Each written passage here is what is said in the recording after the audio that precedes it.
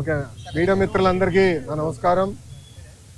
2019లో blue media పత్రిక సాక్షి నా పైన ఒక ఆర్టికల్ వేస్తాం జరిగింది.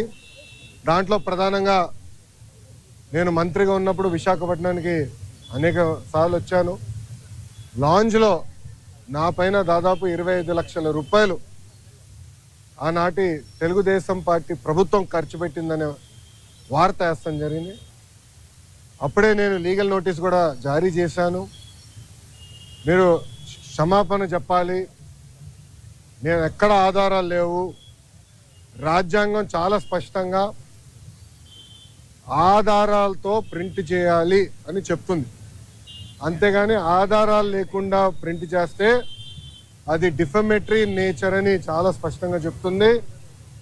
మీరు ఎట్టి పరిస్థితుల్లో రిజైండర్ ప్రింట్ చేయండి అని ఆనాటి సాక్షి కానివ్వండి, అదేవిధంగా దేశవ్యాప్తంగా ప్రింట్ అయ్యే ప్రతి వారం ప్రింట్ అయ్యే మ్యాగజైన్ ద వీక్ కూడా మనం నోటీసులు జారీ చేస్తాం జరిగింది. ద వీక్ అవుతే ఇమీడియట్గా మా దగ్గరకు ఉన్న సమాచారం కరెక్ట్ కాదు, మీరు చెప్పిందే కరెక్టు, మేము రిజైండర్ ప్రింట్ చేస్తామని వాళ్ళు చాలా స్పష్టంగా ప్రింట్ చేస్తాం జరిగింది. కానీ బ్లూ మీడియా గురించి మీకు బాగా తెలుసు. తప్పుడు వార్త పదే పదే రాసి అది నిజం చేయాలని ప్రయత్నిస్తుంది. అదే రీతిలో వాళ్ళు ముందరికెళ్తున్నారు. అందుకే నేను గత 5 సంవత్సరాలుగా న్యాయ పోరాటం నేను చేస్తున్నా. ఇది 4వ వాయిదా. ఎన్నిసార్లే నేను వస్తాను, ఎందుకంటే నిజం నా వైపు ఉంది. గతంలో కూడా మీకు చెప్పాను. ఈ రోజు కూడా మంత్రి హోదాలో నేను వచ్చినప్పుడు పార్టీ ఆఫీసులో బస్సులో పడుకొని సొంత భోజనం నేను తింటున్నా తప్ప ప్రభుత్వం దగ్గర నుంచి కనీసం ఒక్క వాటర్ బాటిల్ కూడా నేను తీసుకోవట్లేదు.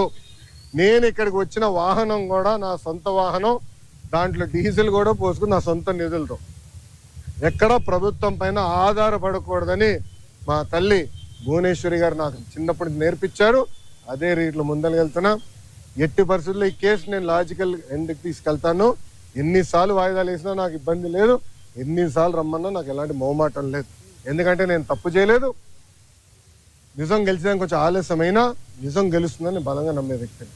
గతంలో కూడా నేను చూశాను, నాకు నేను కట్టుబడి ఉంటా. ఇప్పుడు మీడియా మిత్రులు కానీ ప్రశ్న ఉంటే సమాధానం. చూసారు కదండి. మరి ఈ వీడియో కనుక మీకు నచ్చినట్లయితే ఒక లైక్ కొట్టేసి మీ అభిప్రాయాన్ని కూడా కామెంట్ బాక్స్లో తెలియజేస్తూ ఇలాంటి ఇంట్రెస్టింగ్ అప్డేట్స్ కోసం మా ఛానల్ని సబ్స్క్రైబ్ చేసుకోండి.